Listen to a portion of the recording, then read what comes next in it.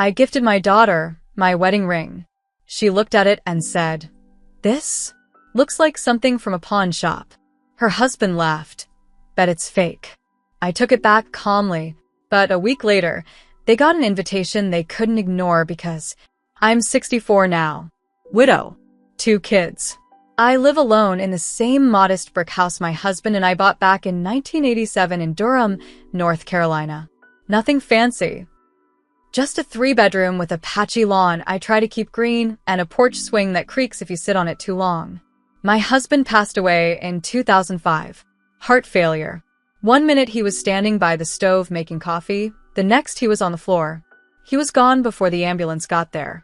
That day split my life in two. I had to become someone else overnight. I was still working part-time as a bookkeeper for a local dentist, and I kept that job until last year. It helped keep the lights on and food on the table. My son, Caleb, was 17 at the time. My daughter, Alyssa, was just 12. She changed a lot after her dad died, got quieter, pulled away. I did my best. I really did. I showed up to every choir recital, packed her lunches, sat up late helping her with algebra I barely remembered. I didn't have much, but I gave them what I could. I sold Ray's old tools to pay for her first semester textbooks when she got into UNC Chapel Hill. I skipped out on a needed dental surgery so I could buy her a laptop. I never once made her feel bad about money. I just wanted her to have a chance. And for a long time, I believed she appreciated that. She married Mark 3 years ago. I didn't really take to him from the start. He's one of those guys who always has something to prove. Drives a lifted truck even though he works in IT. Talks loud at restaurants. Never once helped with dishes during family dinners. Alyssa seemed happy enough, though, and I kept my mouth shut. A few weeks ago, I invited them over for dinner. Just something simple, a roasted chicken, potatoes, corn, and a pie I made from scratch. Alyssa and Mark showed up late, of course, but I was just glad they came.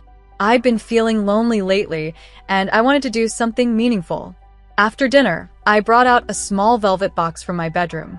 I'd been holding on to it for years, waiting for the right time. Inside was my wedding ring, the one Ray gave me when we had nothing but hope and a beat-up Toyota. It wasn't flashy, just a clean gold band with a single diamond. He worked extra shifts at the mill to afford it. We picked it out together from a second-hand jeweler in town, but it came with certified paperwork, and we later learned it was a vintage Tiffany's piece. Not that the brand ever mattered to me. What mattered was what it stood for. I told Alyssa the story as I handed her the box. I said I wanted her to have it now, not after I was gone. I wanted her to wear it, to know her father loved her deeply, and that this ring carried decades of marriage, sacrifice, laughter, and pain. I even teared up a bit as I said it. She opened the box, glanced at it for maybe 3 seconds, and then said, flatly, "This looks like something from a pawn shop." I didn't process it at first. I thought maybe she was joking. But then Mark leaned over her shoulder and laughed. "Bet it's fake," he said. "Probably glass." He actually laughed. That's when it hit me. They weren't joking. They were serious. My face went cold. My body felt like it had been drained of air. I reached over, took the box gently from her hands, and said, "Well, if it's that worthless, I'll just keep it." She just shrugged. "No me palegui. No worms." Just a blank look. They left a few minutes later.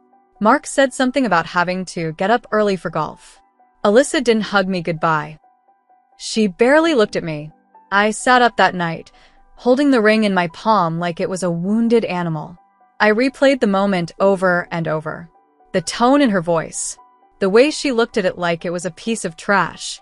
This ring had been on my finger through 30 years of life. It had been there when I gave birth to both of them. It had been there when I signed Ray's death certificate. And she mocked it. That's when something changed in me. I realized something important. They didn't see me anymore. Not as a person. Not as a mother. I was just an aging woman with a small house and no social media presence. Nothing to brag about. I decided I wasn't going to let that insult slide. Not this time.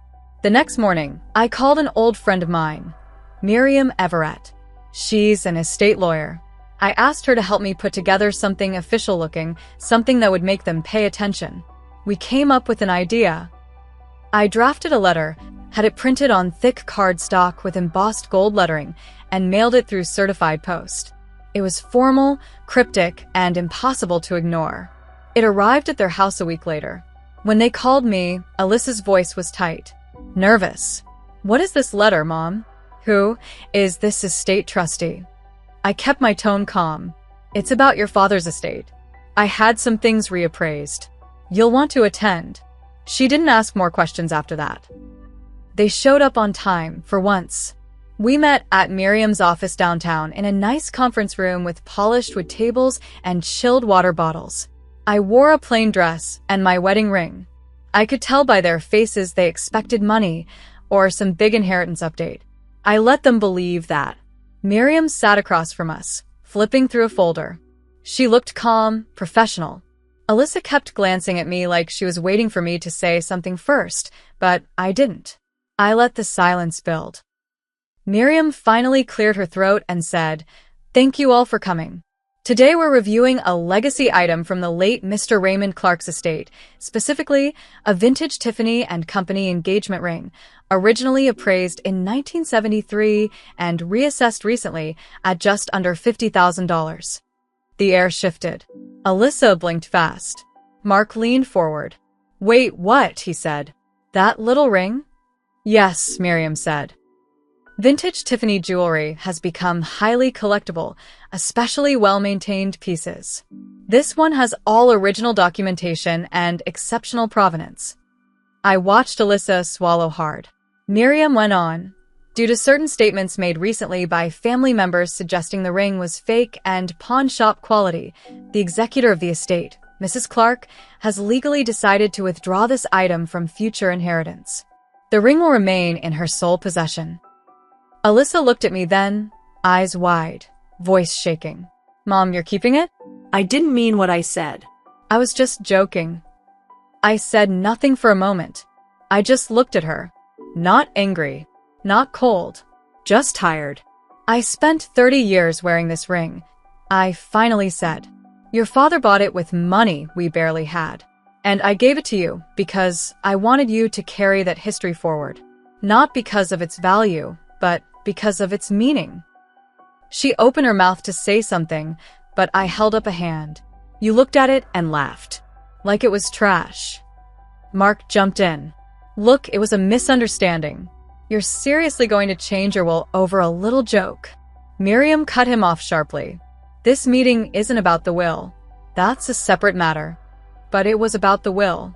They didn't know it yet, but it would be. After the meeting, I offered to walk them to the elevator. Alyssa followed a few steps behind me. She touched my arm just before we reached the doors. "Please don't do this," she whispered. "I was stupid, okay? But I don't want to lose everything over one comment." I turned to her and said, "You didn't just mock a ring. You mocked your parents' life. You mocked our love. You mocked everything I sacrificed." She started crying, but I didn't reach for her. I let the elevator doors close between us. Later that night, I went through my will and made more changes. Not just the ring. I took her out of every major clause. I didn't do it out of revenge, not at first. I did it because I realized something. She didn't value what I spent my life building. So why should she inherit it? But that wasn't the end of it. Not even close. 2 days later, I got a call from my bank. Someone had tried to access my account online. They flagged it as suspicious. When I asked where the login attempt came from, they said it was from Raleigh, same zip code as Alyssa. That's when things got real. And it's where everything started to spiral. The call from the bank shook me. I'd always kept my financials pretty locked down. 2-factor, long passwords, no shared access with anyone, not even my son. The bank said someone had tried logging in multiple times and failed the security questions. That's what flagged it. They couldn't say for sure who, but the attempt came from an IP address registered in Raleigh. I knew it wasn't a coincidence. The only 2 people I knew in Raleigh? Alyssa and Mark. I didn't want to believe it. Not at first. But the pit in my stomach told me what my heart didn't want to admit. So I decided to test them. I called Alyssa the next morning, my voice calm, steady. Hey, sweetie. I just got a strange alert from the bank. Someone tried to get into my account. There was a pause. Then she said, "Wow, that's scary. Do you think it was like identity theft or something?" "Maybe," I said. I was thinking of calling the police just to be safe. Another pause. Longer. "Do you think that's necessary?" she asked. "I mean, they didn't get in, right?" That was it. The way she said it. Like she wasn't worried for me, just worried the person didn't get in. It was subtle, but it confirmed everything. I filed a report with the local police that day. I didn't accuse her. I just stated what happened. I also put a freeze on all my credit, changed every password, and had Miriam add a clause to my will that any beneficiary attempting to defraud or access assets illegally would be automatically disinherited. No exceptions. But I wasn't done. The next week, I called my grandson's school, Caleb's son, Mason. He's 9, a sweet, quiet boy who likes baseball and drawing. I asked if I could set up a college trust fund in his name. They gave me the contact info for their preferred fund manager. Within 2 weeks, I had the paperwork signed. I moved $75,000 out of my savings and into a protected fund for Mason's future. It was locked tight, only accessible for tuition with Caleb as a secondary trustee. Alyssa and Mark would never see a cent of it. Around this time, Alyssa started texting more. Friendly messages. Trying to check in. Asking if I needed help around the house. She even offered to take me out for dinner, which she hadn't done in years. I didn't respond. Then one day she called crying. Said they'd put a down payment on a new house that fell through. That the mortgage company had screwed them over. That Mark's company was downsizing. That they needed help. It wasn't an apology. It was a setup. She thought if she played the sympathy card, I'd swoop in with a check. She didn't realize I already knew what she'd tried to do. That she'd crossed a line there's no coming back from. But I didn't confront her, not yet. I had something better planned.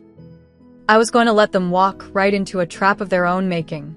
And they had no idea it was already in motion. About 3 weeks later, I mailed them another letter. It was simple. No law firm logo this time. Just a cream envelope with a wax seal. Inside was an invitation to a private family legacy dinner at the old Hatteras Club in Durham, an upscale place Ray and I used to go to on anniversaries. I hadn't stepped foot in there in over a decade. The reservation cost me more than I normally spend in a month, but it was worth every penny. The invite said, "We will be discussing final legacy plans and inheritance arrangements over dinner. Attendance is strongly encouraged. Dress code, formal." They RSVP'd within hours. That night, they showed up dressed like it was the Academy Awards. Mark in a rented tux, Alyssa in a sequined black dress. I'd arranged for a private room in the back, where a server poured wine and handed out menus with gold trim. They smiled wide when they saw me. Alyssa kissed my cheek like nothing had ever happened. "You look great, Mom," she said. "Really, this is wow." Mark jumped in. "We're really glad you invited us. It means a lot. Things have been tough lately, so this is perfect timing." I nodded, smiled. We ordered food. We made small talk. I let them think they were back in my good graces. I let them dig the hole themselves. Then, after dessert, I cleared my throat and said, "So, I have something I want to give you." Alyssa's eyes lit up. I pulled a small box from my purse. Same size as before. Same velvet exterior. I set it gently on the white tablecloth and slid it across to her. She opened it slowly, probably thinking it was the ring again. But inside was a printed screenshot. A printout of the IP trace from the bank login attempt. A copy of the police report. A notarized letter from Miriam confirming their removal from all financial inheritance. Alyssa's smile froze. Mark leaned over, and his face changed instantly. "What is this?" he asked. I looked them both dead in the eye. "This is proof. That I know. And that I'm done." Alyssa started stammering. We didn't do anything. You tried to break into my account," I said flat. "After mocking my most precious memory. Then you came here hoping I'd still give you money." Mark stood up. "This is insane. You're setting us up. I stood too. Come. In control. I already filed the report. You're not being charged. Yet. But you won't see another cent from me, ever. The only person inheriting from me is Mason. You'll be lucky if your son lets you visit him once he learns who you are. They both looked like I'd slapped them. But I wasn't finished. The only reason you came tonight is because you thought there was money on the table. But you forget. Money isn't what makes something valuable. Loyalty is. Respect is. Love is. I walked out before they could say another word. Outside, the air felt different. Lighter. I never got a thank you. Not even an apology. But the silence that followed? That was the beginning of my peace. And the final chapter is coming. After that dinner, I went completely no contact. I blocked their numbers. Shut down every email address they had for me. I even told my bank to flag any inquiries with my name tied to Raleigh. I was done playing polite. The funny thing is, the silence didn't hurt like I thought it would. What hurt was finally seeing the truth, how little I mattered to them once there was no money involved. But even that pain faded over time, replaced with something stronger, clarity. 2 months later, I met with Caleb and Mason at a park near their house. I didn't tell them everything that happened. I just said I was making some changes. I handed Caleb a folder with documents, full control of the college trust, the keys to a safe deposit box with my updated will, and letters for Mason to read when he turns 18. I cried a little in the car afterward, not because I was sad, but because I felt proud. Proud that at least one of my children still knew what love was. Caleb never asked for anything, never expected me to give him the world. But that's exactly why I want him and his son to have mine. As for Alyssa and Mark, word got around. Raleigh isn't a small town, but it's small enough. Turns out Mark had borrowed money from a few coworkers and hadn't paid it back. Someone forwarded my estate dinner story to Mark's boss. It made the rounds. Quietly, of course, but people talk. Mark got demoted. His team didn't trust him anymore. Alyssa started posting passive-aggressive quotes on Instagram, stuff about toxic parents and cutting out negativity. But the comments were mostly dry. Her circle had heard the other side of the story now. People remember how you treat family, especially when money's involved. The final blow came when their mortgage application got flagged. One of the banks I use is part of the same lending network. I didn't do anything illegal. I just told my advisor to note a fraud attempt tied to my name and their zip code. Their financial profile got red flagged. No more easy loans. No more second chances. They moved into a rental outside Cary. Nothing fancy. Definitely not what they planned. And me? I'm still here. Still in the house where Ray and I built a life. I keep his ring now in a small glass case on my dresser. I don't wear it anymore. I don't need to. That ring survived decades of love, loss, and hard-earned joy. My daughter didn't deserve it, but I did. And that's the real revenge. Knowing I walked away with my dignity intact, while they're left with nothing but the consequences of their own choices. Some people only value you when you're useful. Take that away, and you see who they really are. Now they've seen who I really am, too.